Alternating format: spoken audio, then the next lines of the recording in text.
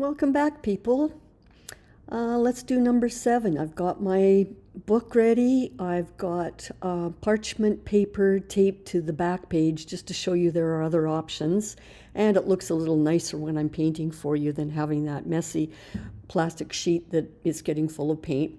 So as you know, I like to start off by taping the coiled part of the book so that I don't get yucky paint all over it, because I did that once before and it just ruined the book. It's hard to turn the pages after that. So protect it. So I've got my pencil crayons, and you know by now that I like to hold the very tip of it so that I'm not controlling anything, and I'm just playing around getting into the zone. I'm very lightly scribbling. You could do this with your left hand even. The whole point is not to draw any shapes or images. It is just to move the colors around the page and get into the zone and put a few marks in the background that may or may not show up later on. I think in this case some of them will. But again, this is just to get into my happy mode. And by now, hopefully you'll be like me. By now I've already gotten into my zone and I'm not thinking about my day or any pressures in my life or any of that. I'm just getting into the zone. I quite love this stage. Again, don't be afraid to do it. Set yourself free. I've got a stencil. I've used this one before. It's one of my favorite. And today we are going to do modeling paste. Every time I try to show you another technique, today is modeling paste.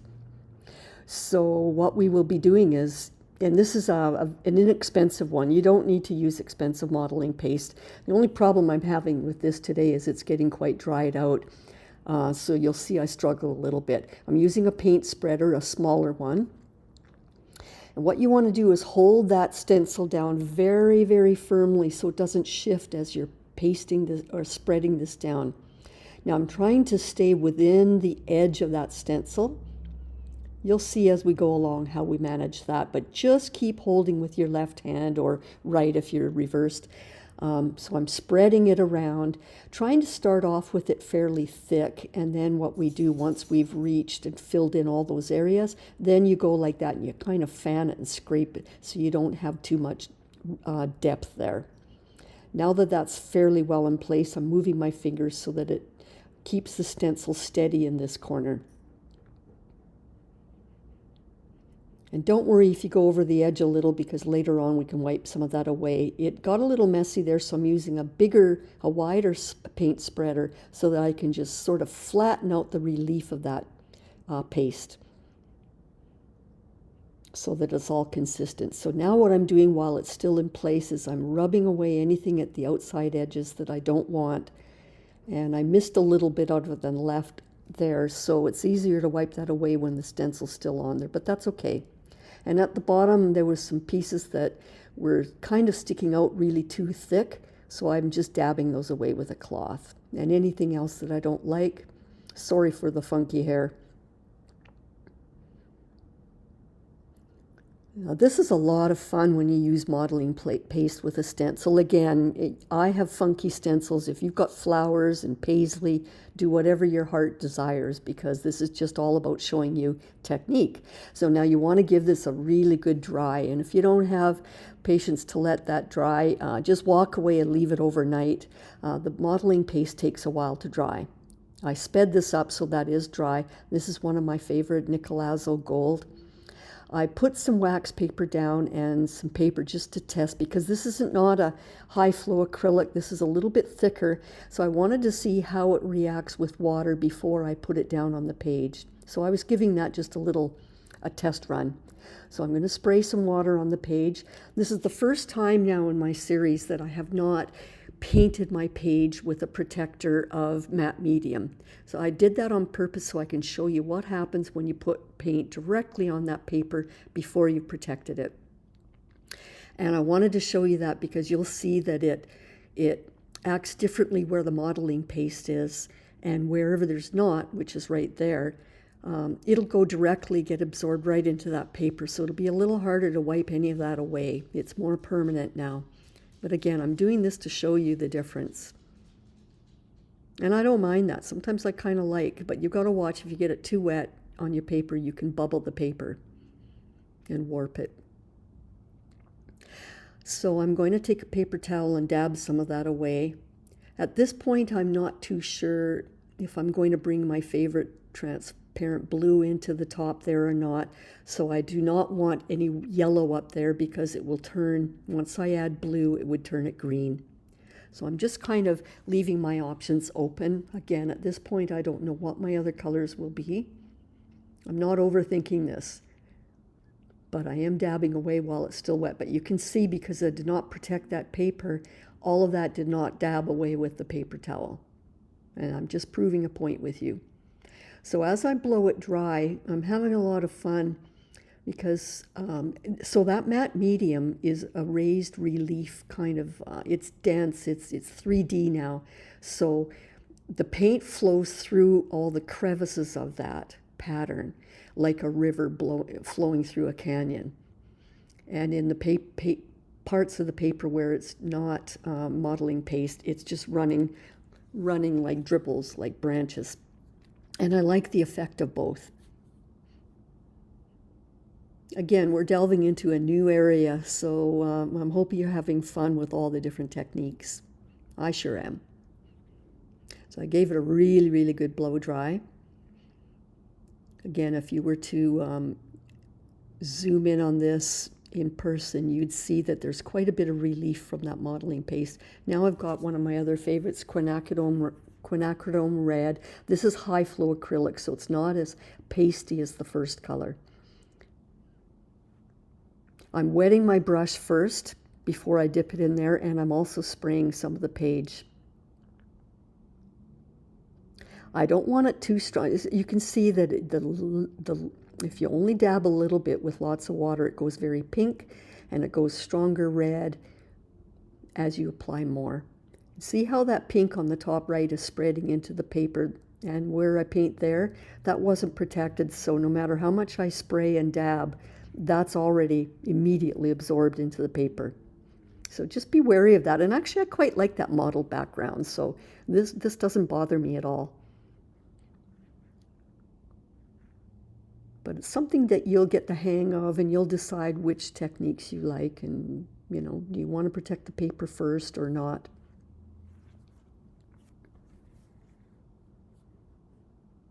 So you can really see now where, and as I blow that dry and that red paint moves around, you can see it spreads over the paper part, and it goes into the grooves where the modeling paste is.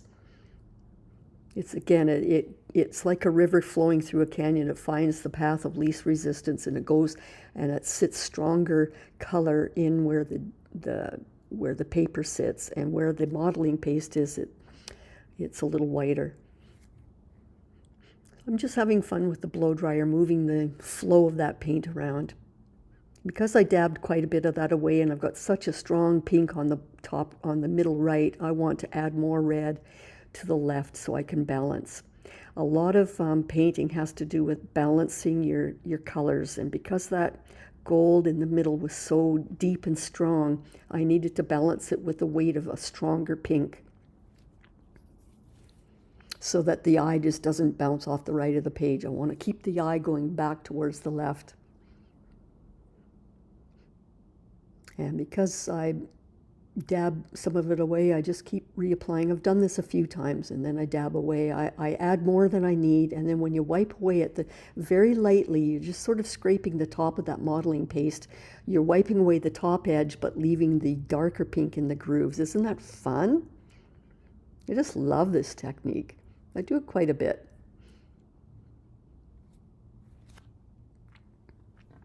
Now I'm bringing out, this looks like the Nicolazzo gold, but it's actually it's a red iron oxide. It's a little bit different, even though they look the same coming out of the bottle.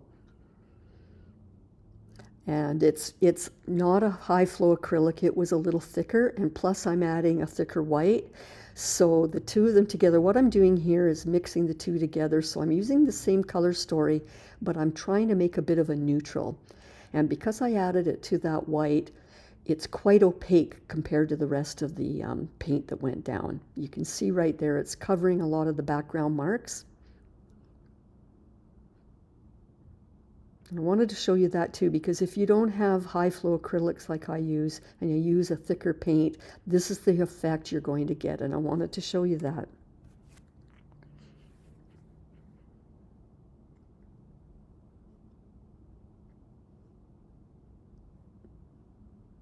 So I'm just spreading it around. Because it's quite opaque, I wanted to spray that and dab it with a paper towel so that I can lift off some of that opaque paint.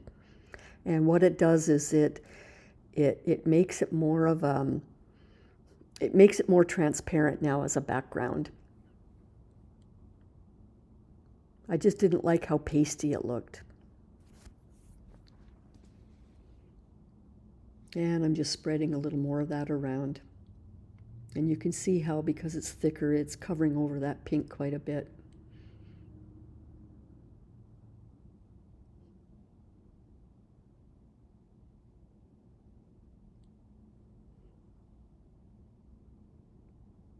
So because I did all of that, I've lost some of the weight of the red on the left, so I've just added a little more. Now I'm giving it a really, really good blow dry.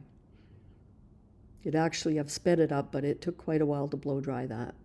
You don't want to do the next stage while all of that, especially the modeling paste, while it's wet. So you know by now, I keep my box of printed tissues that I've made in other sessions. I keep that at the right of my table all the time, because I never know what inspires me. And as you can see, I'm pulling out all sorts of different options, trying to decide which one I like best. And what I choose, and I've got a bunch of ones I did recently, where I used a fine liner paint tip, and I made a bunch of things. So again, this is just to show you, if you were to just take that fine liner and draw white stripes over there onto the page, that's what the effect would be. But because I didn't do that, it's not permanent. I could take it off and look at other effects. So this is the fun, is just going through your stash, and it's whatever you feel like at that time. I quite like these dots. They're kind of fun. And what I like is that they're not fighting with the pattern that I've pasted on there.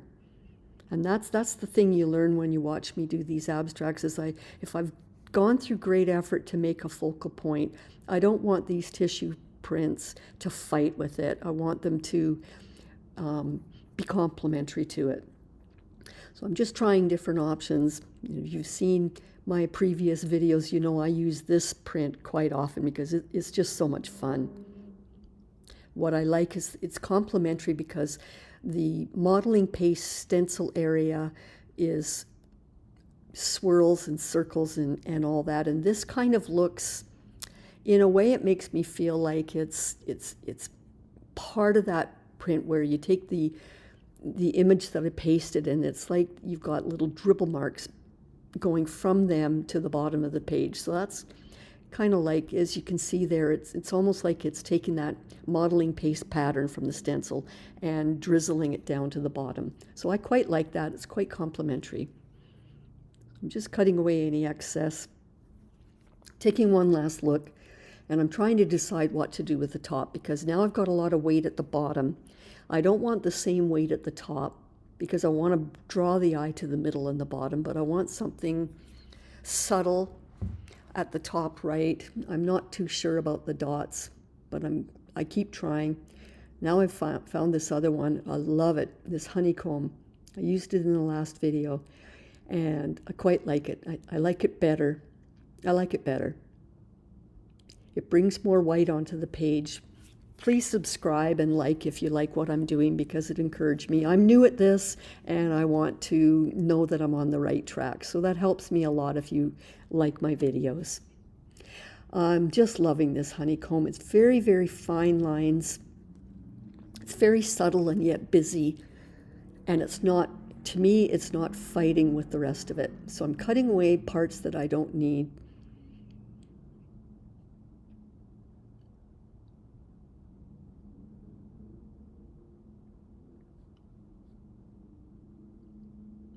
This is so different than the other ones, so I hope you like it.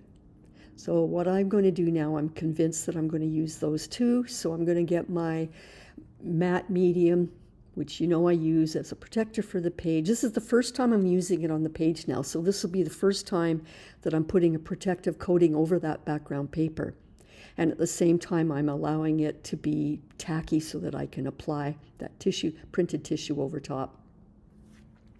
So from now on, because I've got this protective matte medium over that paper, any subsequent paint I put over there won't get absorbed in the paper. It'll sit on top. So you can see now when I dab that on and press, I always go from the middle towards the outer edges. I add quite a bit because the more matte medium you add, the more it dissolves and kind of disintegrates that tissue so that all you see is the white pattern and not the tissue. So I'm going to put a healthy dose on the bottom. Look at how this has transformed that page already.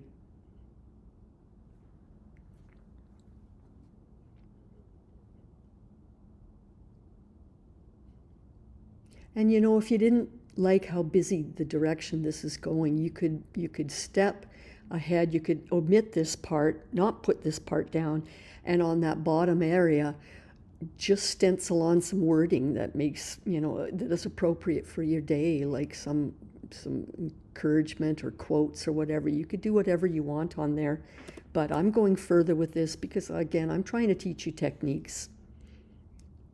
So I'm giving a good coating all over the page.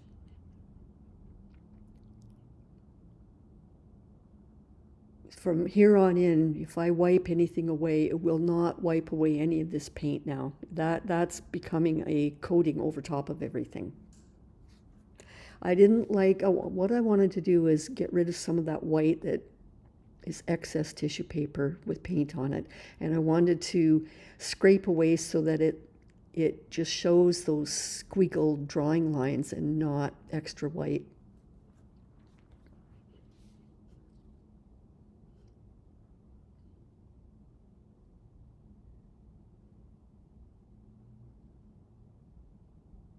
Yeah, I wanted to get rid of some of that and just leave the circular pattern instead. I quite like that. And you can't do that later. You've got to do this while there's still matte medium on there that's wet. And of course it's a big mess all over my fingers, so, but that's me. I've always got stuff on my fingers.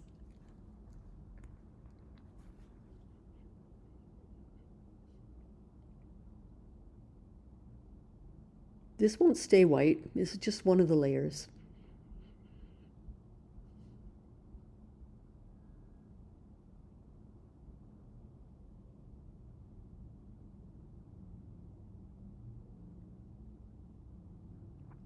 And I'm letting you take time to look at that and analyze it and decide what you would have done if it was you. So that's why I left that running a little longer. But I don't overthink things. I kind of go with the flow. So I'm looking for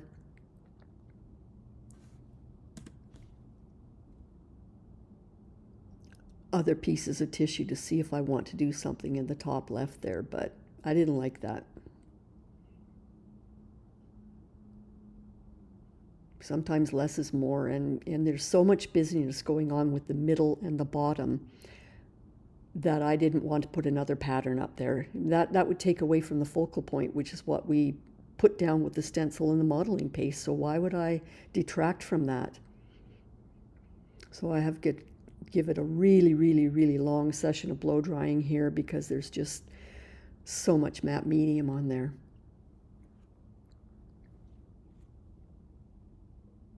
There was something stuck on there, so I just lifted it off. So again, a good blow dry. You can still see some of my original pencil crayon marks there. This is probably the first one out of all 7 that my original mark making showed so much through to this stage. Again, at this point, you could say, oh, it's done. You know, add a quote up there and you're good. But I kept going. I decided instead of putting, you know, tissue up there, I'm going to take my favorite gold and add fairly heavy dose in the top left. And it looked like I was rubbing the same everywhere, but I wasn't. When I go on the left, I was pressing harder, and on the right, I was almost fanning it very lightly so that it didn't cover that white honeycomb. And now I'm balancing the page by putting more down below. This Nicolazzo gold is wonderful because when you do it quite lightly, it goes from that dark color at the top left, and the more water you have and the lighter it is, it becomes Indian yellow. And that's why it's one of my favorite paints, because it's very adaptive. It's in one color you get several different shades of it that turn into different colors. And I decided I didn't want all that white. I quite like that Indian yellow color. So I put it down, and then again, it looks like I'm wasting, but in putting it down and then gently wiping away, and I wasn't rubbing hard there, by the way, but by wiping away, then you leave some of that original color there.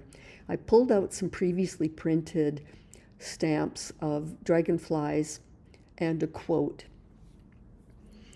My only problem with that was the ink pad that I used to print those on the tissue was not permanent, and I thought it was. So they bleed a little once I put them down and they looked wonderful, but two things. One, that tissue paper I didn't like. It was an acid-free tissue, and it was very similar to wax paper, and I didn't like how it didn't disappear very well. And again, because I stamped a phrase on there, later on it smudged away quite a bit of it. But again, I'm not going to worry about that. This is just a demonstration. Just follow my example. Do not use a non-permanent ink pad. Use something that's definitely permanent, so that when you see, once I add this matte medium to glue it down, that spread and bled some of that ink. And also, you can see there, I had trouble with the edge of the tissue. I didn't like that. My other tissue papers are just cheap, dollar store wrapping tissue paper. Just use that. But lesson learned, and I'm trying to show you from my experience what happens. So again, the more I pressed, the more I spread the pattern of that dragonfly and made it smudged.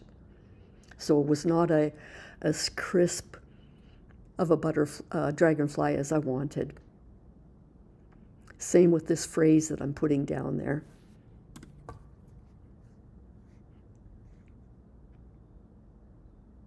Count your blessings. That's what I felt like saying in this thing. But again, the more I rubbed it and the more I did that, unfortunately, the more it smudged. But you get the idea. Again, this is not a canvas to go in a gallery. It's just my art journal page. I'm the only one that's going to see this. I had that same red previously mixed from another project with water so that it was very runny and pink. And I'm using that now because I knew it was the same color that I've got there. And I've got a very, very, very fine paintbrush so that I can do some detail work now. As you know, when I do this, the first magic is when I put the tissues down. The second magic is the stage I'm at now, where I'm enhancing. I've got everything put down on the page that I want. I know I won't be adding more, but now it's where I enhance. This is where the painting starts to tell me what wants to come out and what wants to stay. This is so intuitive. And I'm not doing and I'm speeding this up so that you're not bored, but so right there where the modeling paste was, it's 3D and it's a different texture. So the pink goes within the cracks, but in the bottom area where it was tissue, it sits on top of the tissue. So I'm just showing you, this is a crevice like the river, that sits, you can see how it sits below the modeling paste, and whereas right now, that's the tissue paper, and this sits on the surface. So I'm just, as you know, I like to enhance ovals and circles, so I found a few there. And I'm enhancing a few circles, but what I'm doing is I'm drawing the eye from the pink in the middle down to the bottom of the page. I like the eye to move around the page. And I decided to enhance some of that honeycomb so that I can have the eye move around up there. Because I've got a little bit of white showing up in the bottom left, the more I add this pink as a background, the more that white pops forward. And the whole idea of an abstract, at least, is to have your eye move around the page. And the way you do that is to do these little tricks to force the eye to move around. And this part, I've sped it up, but I've fast forwarded some of it for you, but this is the part that when I'm doing it, I'm really, really lost. It reminds me when I was young and I would have those paint by number paintings, and you just, you're just mechanically painting in.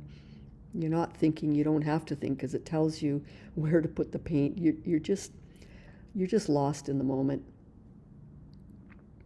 Again, that's where the modeling paste is. So where I'm putting the pink, it settles down into the crevices.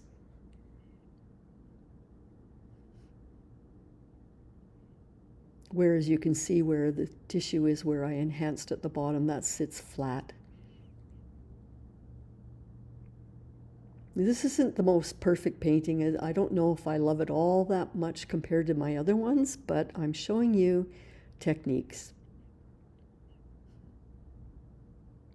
And I'm trying to prove a point that this is just something to do, mindfulness to do for your soul, like getting lost in meditation. I'm not doing this. You're not creating this for anybody to see or to be judged. So who cares if it's not perfect?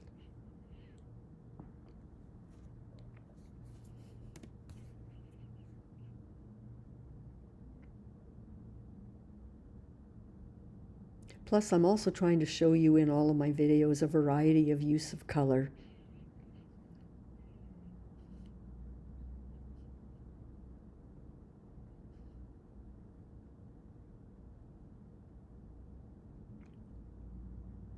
Oh, this part is just so much pleasure for my soul. I'm just so lost in the moment.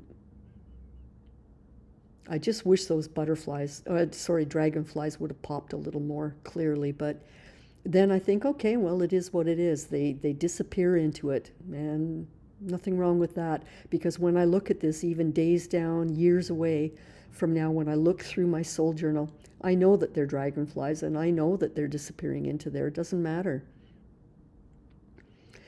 So I tried, I don't think it was that successful, but what I tried to do, because the pink was so smudged, I thought if I add more yellow around the dragonfly, maybe it will make that red of the dragonfly pop.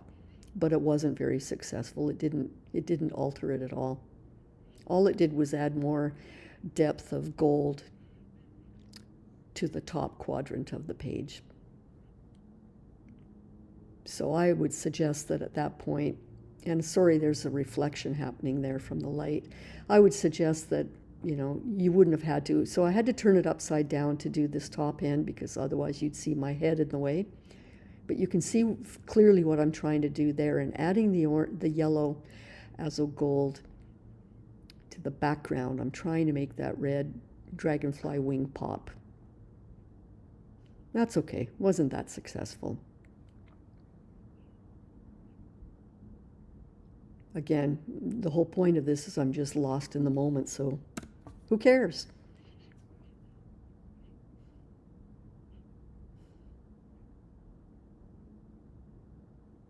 It's still fun to do it. I like doing the detail. And then I'm just trying to fan it out away, smudge it away.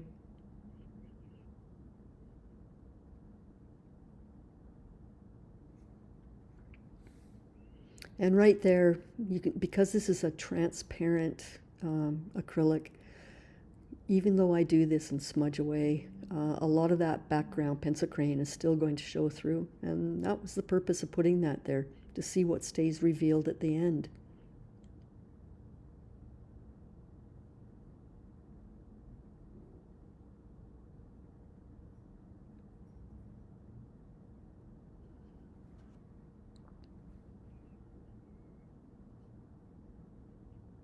At this point, there's no way I'm thinking about anything except being lost in my zone. So I'm just highlighting the wings again. So I don't know that it did much, and unfortunately there's a glare from the light, so the whole effect is very unsuccessful for you, but I'll try to show you at the end a better example. So I decided that I want to bring a little bit of white, because you've got the white of the outline of the honeycomb in the top quadrant, top right, I thought I'd enhance a little white throughout the page. Not a lot, very subtle. But again, I'm trying to get the eye to move. Now I'm using still a fine brush, but slightly bigger than the last brush. So I'm just on the top ridge of this stenciled modeling paste. It's the very, very top edge. It's not in the crevice. So it's actually quite easy to follow it because it's like painting the top of a mountain or the top of a cliff.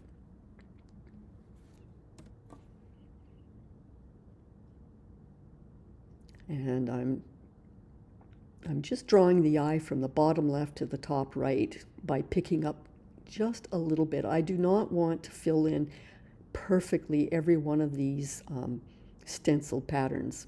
I'm just picking a few to make the eye move around from the bottom left to the top right. And I'm highlighting a little bit of the honeycomb white to balance out some of that.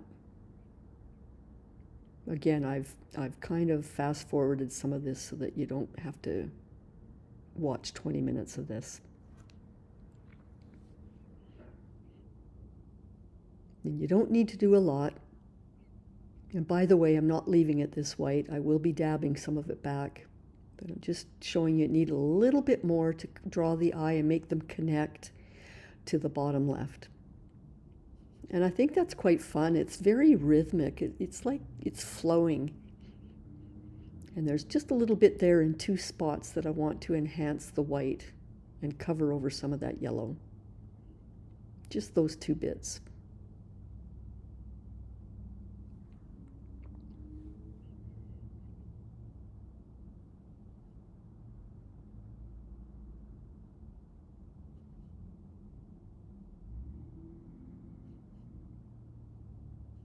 Now I've got a good flow, a good movement, and I'm not smudging, I'm just pressing down and then straight up. What I'm trying to do, and I had to turn it upside down so I don't transfer that paint that I lifted, what I'm trying to do is distress it. And now that I removed a lot of it, I can press a little harder. I had to spray some water to activate it a bit. I'm not going to lift all of it off because it started to dry. But what I'm trying to do, again, is just to distress it a little. I didn't want a really strong white imprint there. I wanted it to be subtle because then it matches the subtle white of the honeycomb. So I like that. I'm going to take off the tape and cut away the tissue from the edge of the page. So here I have at the end. It's a little better when I've got this in under different light. So unfortunately my phrase got all smudged, but you get the idea. But this shows you the fun, close up. See, under a proper lighting, the dragonflies look a little bit better. So here we go. Thanks for joining me. I hope you try it out. Have a great day.